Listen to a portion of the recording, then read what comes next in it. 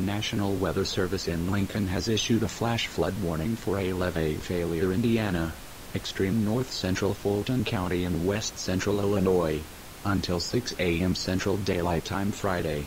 At 6:07 p.m. Central Daylight Time, a levee on the Spoon River failed, causing flash flooding of immediately surrounding areas.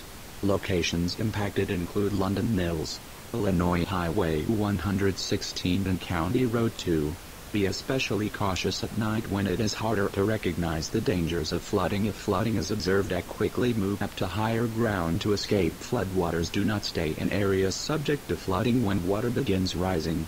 Do not drive your vehicle into areas where the water covers the roadway. The water depth may be too great to allow your car to cross safely. Move to higher ground.